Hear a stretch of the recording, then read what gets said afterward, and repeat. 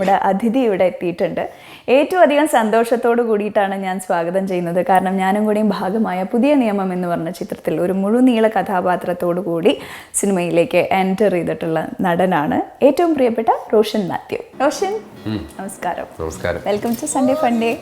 നമ്മൾ പുതിയ നിയമത്തിന് ശേഷം വിസ്തരിച്ചിപ്പോഴാണ് കാണുന്നത് അല്ലേ?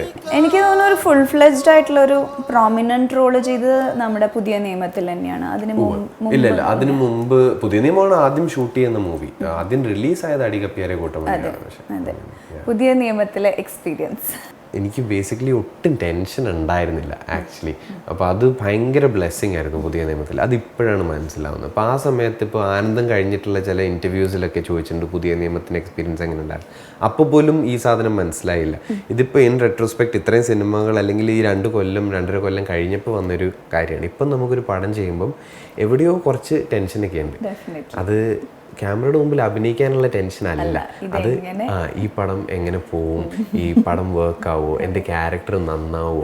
പുതിയ നിയമത്തിൽ ഇതൊന്നും ഉണ്ടായിരുന്നില്ല. അതുകൊണ്ട് ഭയങ്കര ഫ്രീ ആയിട്ട് ചെയ്യാൻ പറ്റി. മോശമായിട്ട് ചെയ്തിട്ടുള്ള കാര്യങ്ങൾ കഥാപാത്രം എന്ന് പറഞ്ഞിട്ട് വിളിച്ചപ്പോ അങ്ങനെ ചെയ്യാനുള്ള പ്രശ്നം ഹീറോ ആയിട്ട് ചെയ്യണം എന്നൊക്കെ ആയിരുന്നു. ഒരു പ്രശ്നം ഉണ്ടായിരുന്നില്ല. ആകെ എൻ്റെ വീട്ടുകാർക്ക് ചെറിയൊരു പ്രശ്നം ഉണ്ടായിരുന്നു.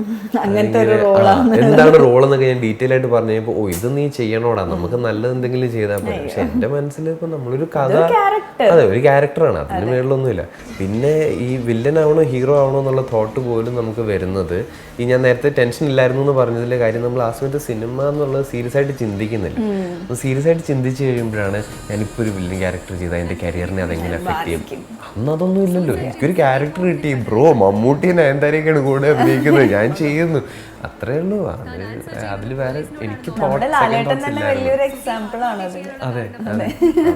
പിന്നെ അത് നമ്മൾ അങ്ങനെ പോലും ചിന്തിക്കുന്നില്ല. ഇപ്പൊ ഞാൻ വില്ലൻ വന്നിട്ട് പിന്നീട് നല്ല ക്യാരക്ടേഴ്സ് കിട്ടും. അന്നാകെ ഞാൻ എനിക്കൊരു സിനിമ കിട്ടി അഭിനയിക്കാൻ, അത് ഞാൻ ചെയ്യുന്നു, അത്രേ ഉള്ളൂ. റോഷൻ ബേസിക്കലി ഒരു തിയേറ്റർ ആർട്ടിസ്റ്റ് ആണ്, അങ്ങനെ വിളിക്കാം. മാത്രല്ല ഒരു പ്ലേ ഡയറക്ടിങ് കൂടി ചെയ്തിട്ടുണ്ട്. Very normal family. അതെ, അത് ഒരു പ്രത്യേക സാഹചര്യത്തിൽ സംഭവിച്ചു പോയൊരു കാര്യം. ഒട്ടും പ്ലാൻ ചെയ്തതായിരുന്നില്ല. പക്ഷെ അതങ്ങനെ ബേസിക്കലി ഞാൻ നാടകങ്ങൾ ചെയ്തു തുടങ്ങിയ സമയത്ത് ഞാൻ ചെന്നൈയിലും ബോംബെയിലും മാത്രമേ ചെയ്തിട്ടുള്ളൂ. ഈ കോട്ടയത്തോ അല്ലെങ്കിൽ നാട്ടിൽ നമ്മുടെ ഇവിടെ ചെയ്തിട്ടേ ഇല്ല. അപ്പം ഡയറക്റ്റ് ചെയ്യണം എന്ന് ആഗ്രഹമുണ്ട്. പക്ഷേ അതിങ്ങനെ ഒരു കുറേ കാലം കഴിഞ്ഞ് ചെയ്യാൻ വേണ്ടി വെച്ചിരിക്കുന്ന ഒരു സാധനമായിരുന്നു. കൊച്ചിയിൽ വന്നു കഴിഞ്ഞ് ഞാൻ സിനിമകളൊക്കെ തുടങ്ങി. ആദ്യം കുറച്ചു കാലം നമ്മൾ ബിസി ആയിരിക്കുമല്ലോ, നമ്മൾ വരുന്ന പടങ്ങളിൽ നിന്ന് നമുക്ക് ചെയ്യാൻ പറ്റുന്നതെല്ലാം നമ്മൾ ചെയ്യും. പിന്നെ ഒരു പോയിന്റ് കഴിയുമ്പോഴത്തേക്കിനും അതിൻ്റെ റേറ്റ് എന്തൊക്കെ കാരണവശാലാണല്ലോ അതിൻ്റെ റേറ്റ് ചിലപ്പോൾ കുറയാം. അപ്പം അങ്ങനെ എനിക്ക് കുറഞ്ഞു കഴിഞ്ഞപ്പോൾ ഇടയ്ക്ക് ഒരുപാട് ഫ്രീ ടൈം ഉണ്ട്. ഫ്രീ ടൈമിൽ എനിക്ക് ഒബ്വിയസ്ലി ബോറടിക്കാൻ തുടങ്ങി. എത്ര പ്രാവശ്യം നമ്മൾ സിനിമകൾ കണ്ട് തന്നെ വീട്ടിലിരിക്കും. അപ്പോൾ എനിക്ക് നാടകം ചെയ്യണം എന്നൊരു താല്പര്യം. തിരിച്ച് ബോംബെയിലാണ് എൻ്റെ കോൺടാക്ട്സ് എല്ലാം. എല്ലായിടത്തും നോക്കിയപ്പോൾ ഒന്നെങ്കിൽ എല്ലാവരും ഓൾറെഡി ഉണ്ടാക്കിയ ഒരു ഷോ റൺ ചെയ്തുകൊണ്ടിരിക്കുകയാണ്, പുതിയതായിട്ടൊന്നും ചെയ്യുന്നില്ല, അല്ലെങ്കിൽ പുതിയതായിട്ട് ചെയ്യുന്നത് ഭയങ്കര വലിയൊരു ടൈം കമ്മിറ്റ്മെൻറ്റ്. അപ്പം ഞാൻ ജസ്റ്റ് കൊച്ചിയിലേക്ക് ഷിഫ്റ്റ് ചെയ്തേ ഉള്ളൂ. ഓൾമോസ്റ്റ് നേരെ തിരിച്ച് അങ്ങോട്ടേക്ക് പോകുന്നതിന് തുല്യമാവും. അപ്പം ഞാൻ ഇവിടെ തന്നെ ചെറിയ എന്തെങ്കിലും ചെയ്യാമെന്നുള്ള പ്ലാനിൽ തുടങ്ങിയത്. അതായത് എനിക്ക് പെർഫോം ചെയ്യാൻ വേണ്ടി മാത്രം, സ്റ്റേജിൽ പെർഫോം ചെയ്യാൻ വേണ്ടി മാത്രം തുടങ്ങിയ പ്ലാനാണ്. അപ്പോൾ ഇതിങ്ങനെ ഡെവലപ്പായി ഒരു സ്ക്രിപ്റ്റായി കഴിഞ്ഞപ്പോഴത്തേക്കിനും ഇതിനകത്ത് എനിക്ക് എന്തെങ്കിലും ചെയ്യണം എന്നുള്ള സാധനത്തിൽ 7-8 ക്യാരക്ടേഴ്സ് വന്നു.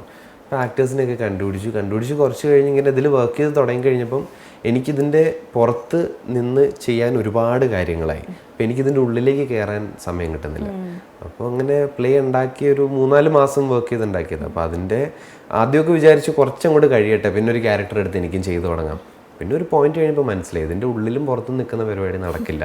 അപ്പം അങ്ങനെ ഡയറക്ടർ ആയിപ്പോയതാണ്. ഒരിക്കലും ഈ പോയിന്റിൽ ഡയറക്റ്റ് ചെയ്യണമെന്ന് വിചാരിച്ചില്ല. ഞാൻ ബോംബെയിലായിരുന്നുവെങ്കിലും ഒരിക്കലും ചെയ്യില്ലായിരുന്നു. കാരണം നമുക്ക് തിയേറ്ററിൽ തന്നെ വർക്ക് ചെയ്യാൻ താല്പര്യമുള്ള ഒരുപാട് ഡയറക്ടേഴ്സ് ബാക്കിയുണ്ട്. ഇവിടെ വന്നു കഴിഞ്ഞപ്പോഴത്തേക്കിനും ജനറലി ഇത്തിരി കുറവാണ്.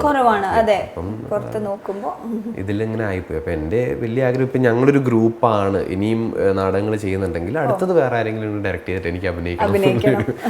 നാടകത്തിനോടാണ് കമ്പം,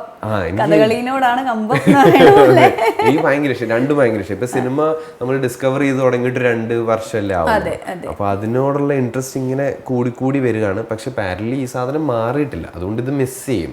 ഒരു ട്രാൻസിഷൻ എങ്ങനെയാ നോക്കി കാണുന്നത്?